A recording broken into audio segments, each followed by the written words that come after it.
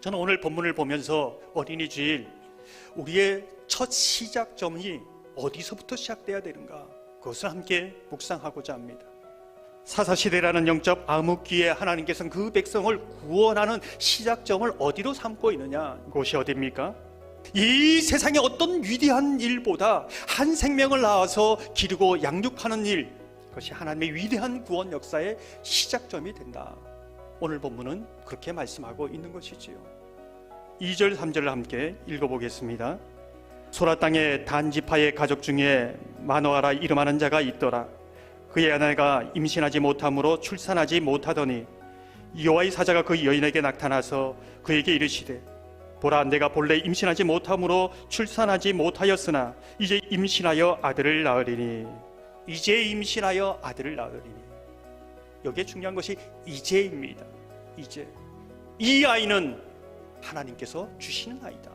내 것이 아니라 하나님의 아이다. 하나님의 선물이다. 이것을 분명하게 깨닫을 겁니다. 여호와의 사자가 한 단계 더 이야기하죠. 뭐라고 이야기합니까? 이스라엘을 구원하기 시작하리라, 이렇게 말씀하고 있습니다.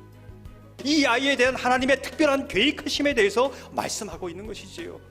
이 사건이 있은 이후에 마노아의 아내가 남편에게 이 사건에 대해서 어떻게 이야기하고 있는가?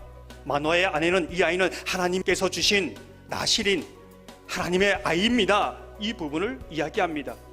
하지만 이 아이는 이스라엘을 구원하는 구원자가 되리라는 그 말은 하지 않는 것이지요. 믿기 싫은 겁니다. 이 부분은 거부한 겁니다. 마노아의 아내는 지금으로 얘기하면 교회 잘 다니는 신앙인으로 살아가면 족하다. 하지만 하나님 나라를 위하여 전적으로 헌신하지는 말아라. 좋은 그리스도인이라는 소리는 들어도 예수 그리스도의 희생적이고 섬김의 삶, 복음을 전파하는 그런 삶은 무모한 삶이다. 그런 삶을 살지 말아라.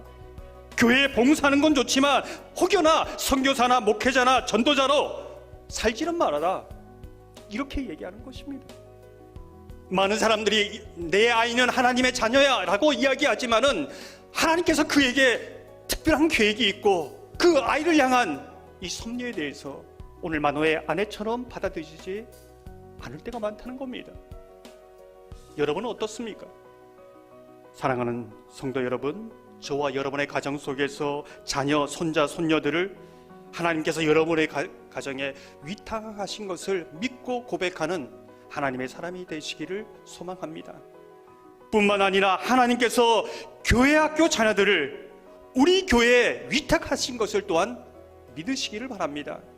이것을 믿는다면 그 자녀에 대해 하나님의 섭리, 계획하신 그 부분이 있다는 것을 믿고 하나님의 뜻대로 양육하시기를 주님의 이름으로 축원합니다.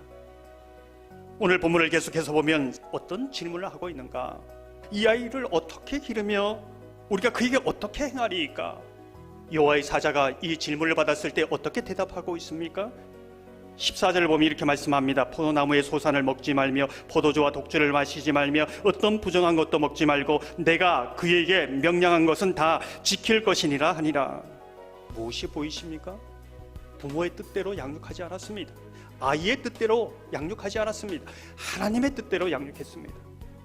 하나님께서 우리 가정에 보내준 아이로 고백한다면, 그에게 특별한 하나님의 계획하심이 있어서 위탁하신 거라면 어릴 때부터 신앙 안에서 잘 양육해야 된다는 그 책임과 사명이 부모에게 있다는 겁니다. 그래야 어릴 때부터 자신이 누구인지, 하나님이 누구신지, 자신이 무엇을 위해 살아야 될지 알게 된다는 겁니다.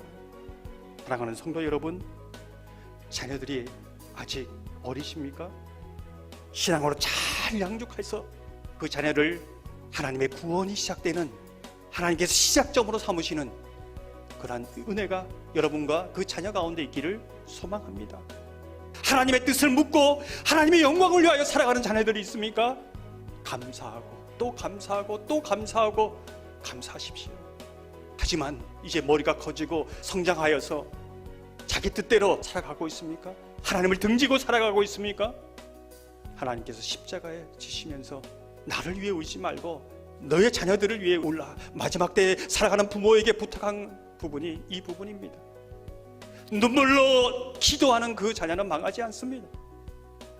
그 절제한 하나님 앞에 이 사명 감당할 때에 그 자녀마저도 하나님 앞에 돌아와 하나님의 뜻을 이루는 구원의 시작점이 될 수 있다는 것을 말해주고 있는 것이지요.